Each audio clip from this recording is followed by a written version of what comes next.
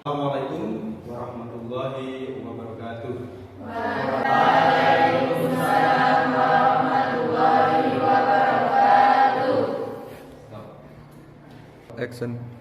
Ya, silakan ketua kelas untuk memimpin teman-temannya berdoa bersama. Bismillahirrahmanirrahim. Rabbi shrahli sadri wa yassir li amri wahlul 'uqdatam min lisani yafqahu qawli. Awali dengan membaca Asmaul Husna bersama-sama. Bismillahirrahmanirrahim. Bismillahirrahmanirrahim.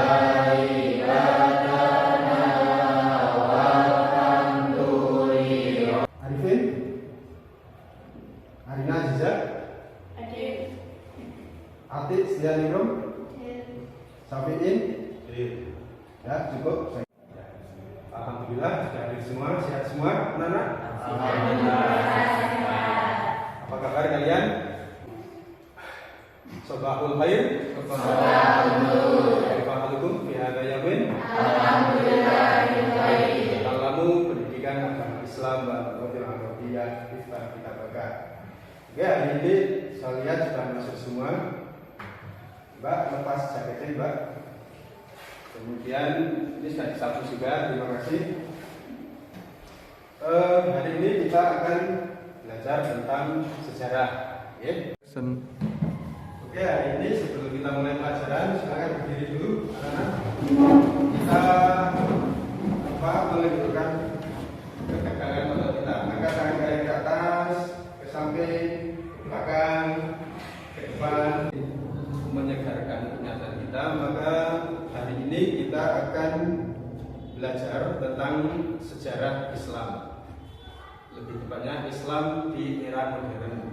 Pelajaran kemarin masih ingat semua, kemarin tentang jenazah, pengurusan jenazah.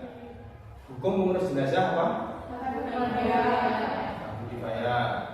Ada berapa kewajiban setiap muslim dalam mengurus jenazah? Ada berapa? Apa saja? Ya,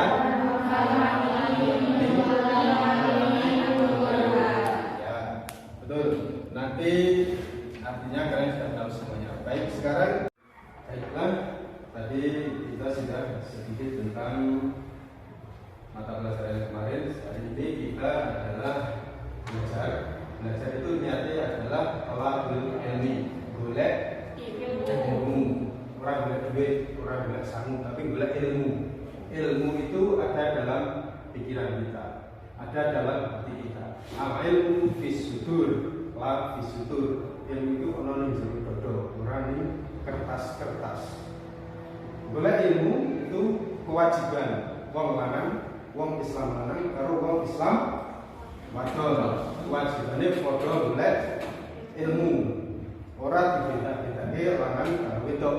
Ilmu apa saja, ilmu apa wae, ilmu agama, ilmu non agama, ilmu umum dan sebagainya, matematika, teknik. Maka kita di SMK belajar semuanya.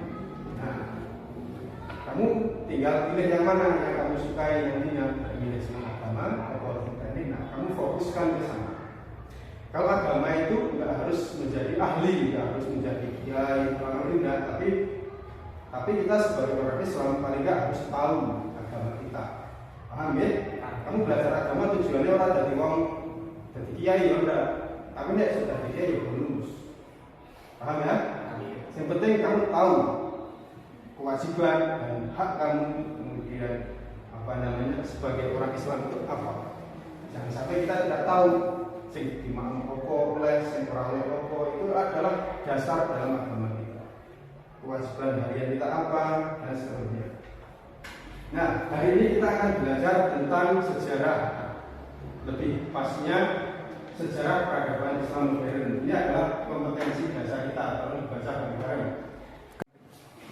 Ya, hari ini kita akan belajar tentang sejarah. Kompetensi dasar atau pengetahuan dasar yang harus kita kuasai adalah ini. Silakan baca bersama.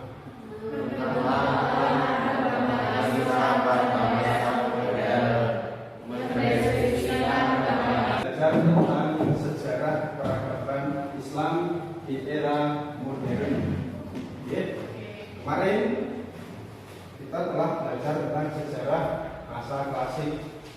Jadi Islam yang begitu panjang sejarahnya, Islam itu sudah berapa tahun? Ada yang ingat berapa tahun Islam itu?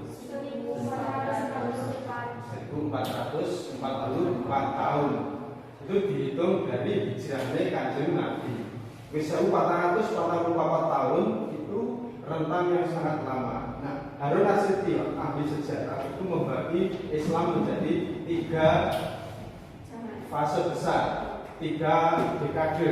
Satu Islam klasik atau Islam awal atau Islam era masa kejayaan, itu dari awal Kanjeng Nabi lahir terus awal Nabi hijrah meninggal, kemudian digantikan oleh Khulafaur Rasyidin.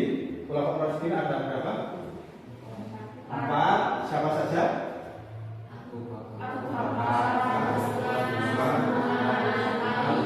Nah, itu namanya Khulafaur Rasyidin. Setelah era Khulafaur Rasyidin dilanjutkan oleh dinasti atau kerajaan. Berdirilah kerajaan namanya Muawiyah.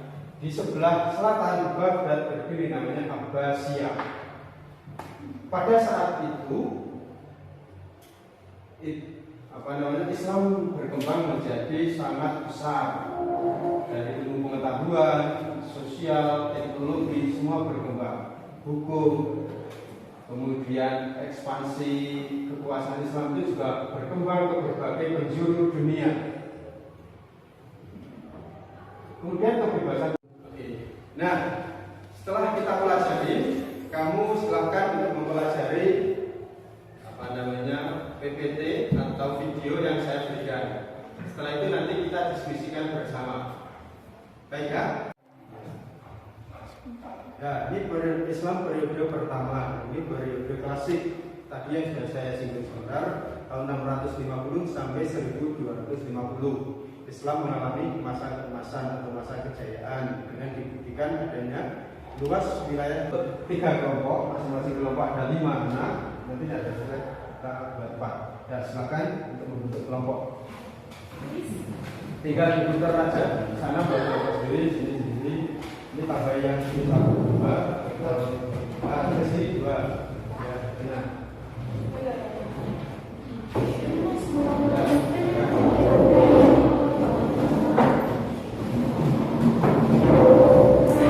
Ya, kita sudah bentuk kelompok. Sekarang kita mendiskusikan mata pelajaran tadi yang sudah berdasarkan video yang sudah saya tampilkan. Masing-masing kelompok mendiskusikan. Ya, silakan diskusikan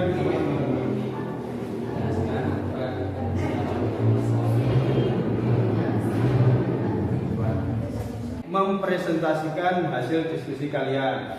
Iya. Silakan kelompok 1, 2, 3 atau mana atau saya tunjuk? Kelompok 1 dulu. Kelompok 1 dulu. Ayo kelompok 1. Ya. Maju ke depan untuk mempresentasikan hasil.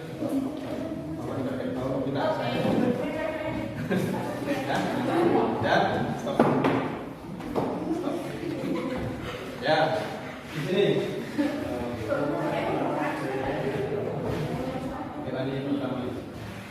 Assalamualaikum warahmatullahi wabarakatuh. Waalaikumsalam warahmatullahi wabarakatuh. Kami dari kelompok 1 ingin mempresentasikan hasil diskusi tentang analisis pembaharuan Islam dunia.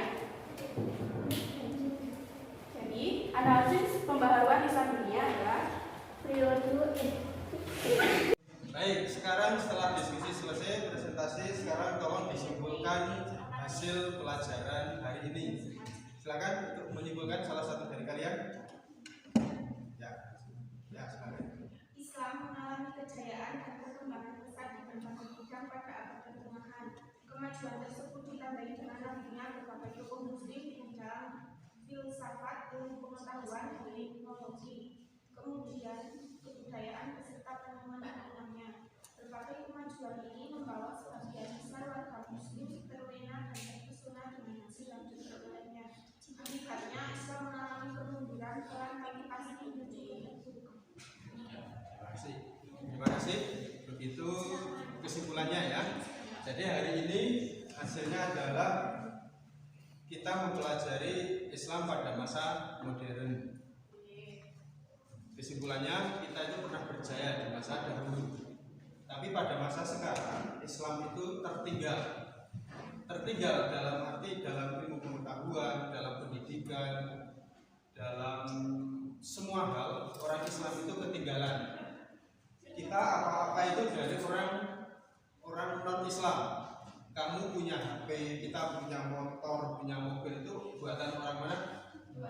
Orang luar negeri, orang Cina, orang Eropa. Kita sendiri orang Islam tidak bisa buat apa-apa. Bahkan orang Islam itu sekarang identik dengan terorisme, peperangan, kelaparan, dan lain-lain hal yang sifatnya jelek-jelek semua. Itu melekat dalam pemahaman orang Islam saat ini. Prihatin tidak kita? Paham ya? Jadi intinya seperti itu. Jadi kita belajar untuk kembali menegakkan kejayaan Islam di masa lalu yang pernah kita miliki. Ya, pembelajaran hari ini kiranya cukup tentang materi pembaharuan Islam modern. Nah, kita akan bertemu kembali minggu depan pada materi yang sama tentang sejarah, tetapi besok kita akan belajar tentang tokoh-tokoh pembaru Islam dunia. Jadi yang kita akan pelajari tentang tokohnya siapa saja. Sebagai contoh ada Jamaluddin Al-Afghani, Ibnu Rushd, Muhammad Abduh, Abdul Wahab, dan lain-lain. Kalau di Indonesia kita mengenal ada Hasyim Asy'ari, Ahmad Dahlan, dan banyak lagi. Intinya kita akan pelajari pada pembelajaran berikutnya. Paham ya? Ada pertanyaan? Nah, kalau tidak, kita akhiri cukup sekian. Silakan untuk memimpin berdoa bersama. Siap Kak, berdoa mulai.